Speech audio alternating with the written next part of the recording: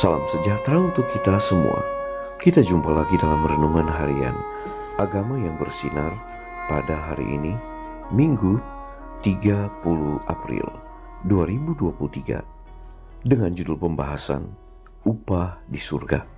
Sebelum kita lanjut, mari kita berdoa. Ya Allah Tuhan kami akan merenungkan firman-Mu. Tuntunan Roh Kudus-Mu bersama kami, dalam nama Yesus. Amin.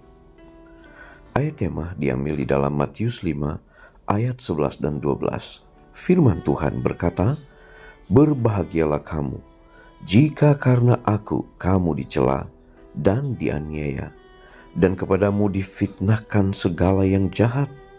Bersukacita dan bergembiralah, karena upahmu besar di sorga, sebab demikian juga telah dianiaya nabi-nabi yang sebelum kamu." Saudara-saudaraku yang kekasih, besarlah di surga upah orang-orang yang menyaksikan Kristus lewat penganiayaan dan celaan. Sementara manusia mencari harta duniawi, Yesus menunjukkan upah surga kepada mereka. Tetapi Dia tidak menempatkan itu semua dalam kehidupan mendatang. Itu dimulai dari dunia ini. Pada zaman dulu kala Tuhan menampakkan diri kepada Abraham dan berkata, "Akulah perisaimu, upahmu akan sangat besar." Inilah upah semua orang yang mengikut Kristus, Yahweh Immanuel. Di dalam Dialah tersembunyi segala harta, hikmat, dan pengetahuan.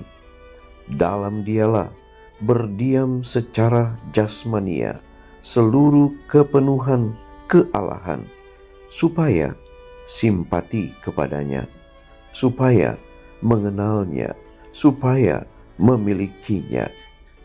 Apabila hati semakin dibukakan untuk menerima sifat-sifatnya, untuk mengetahui kasih dan kuasanya, untuk memperoleh kekayaan Kristus yang tak terselidiki itu, untuk lebih memahami betapa lebarnya dan panjangnya dan tingginya dan dalamnya kasih Kristus, dan dapat mengenal kasih itu, sekalipun ia melampaui segala pengetahuan.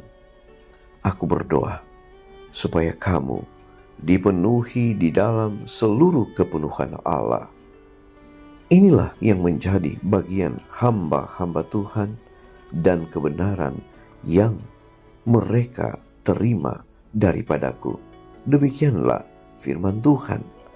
Sukacita inilah yang memenuhi hati Paulus dan Silas ketika mereka berdoa dan menyanyi memuji Allah pada waktu tengah malam di penjara Filipi. Kristus di samping mereka dalam penjara, dan cahaya kehadirannya menyinari kegelapan dengan kemuliaan istana sorga. Dari Roma, Paulus menulis tanpa menghiraukan belenggunya apabila dia melihat tersebarnya Injil itu. Tentang hal itu aku bersukacita, dan aku akan tetap bersukacita. Dan kata-kata Kristus sendiri di atas menggema kembali dalam pekabaran Paulus kepada gereja Filipi. Di tengah-tengah penganiayaan mereka, bersukacitalah senantiasa dalam Tuhan. Sekali lagi kukatakan, bersukacitalah. Khotbah di atas bukit, halaman 44-45. Saudara-saudaraku yang kekasih, ada upah bagi setiap orang percaya di surga. Tuhan katakan bahwa berbahagialah kamu jika karena Kristus kita dicela, jika karena Kristus kita dianiaya, bahkan karena Kristus kita difitnahkan segala yang jahat. Mengapa? Ada jaminan yang Tuhan siapkan, bahwa upahmu besar di surga. Karena nabi-nabi, rasul-rasul sebelum kita pun mengalami hal yang sama. Tuhan merindukan agar kita seperti Paulus, seperti Silas, walaupun mereka terbelenggu dalam penjara, mereka tetap memuliakan Tuhan. Mereka tetap memiliki iman kepada Yesus. Dan inilah yang disampaikan oleh Paulus kepada jemaat ketika dia berada di Filipi. Di tengah-tengah penganiayaan yang dialami, dia katakan, bersukacitalah senantiasa dalam Tuhan. Sekali lagi kukatakan, bersukacitalah. Mari kita berdoa. Bapa di surga, terima kasih untuk pekabaran yang begitu indah saat ini.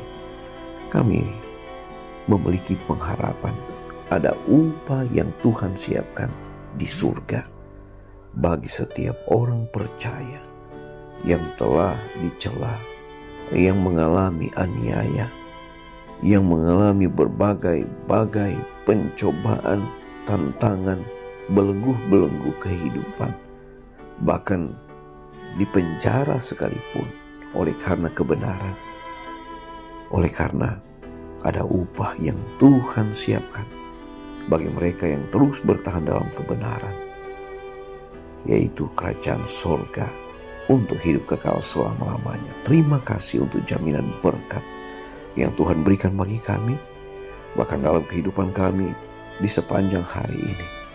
Biarlah penjagaan perlindungan Tuhan senantiasa menjadi bagian kami. Berkati kami, bahkan umat-umat Tuhan dimanapun berada. Biarlah senantiasa berkat-berkat sorga menyertai kami. Terpujilah Engkau ya Allah. Kami mau serahkan hidup kami sepenuhnya ke dalam tangan Tuhan. Dalam nama Yesus kami sudah berdoa. Amin. Pertemuan kita telah selesai. Kita akan jumpa lagi besok. Shalom. Tuhan memberkati.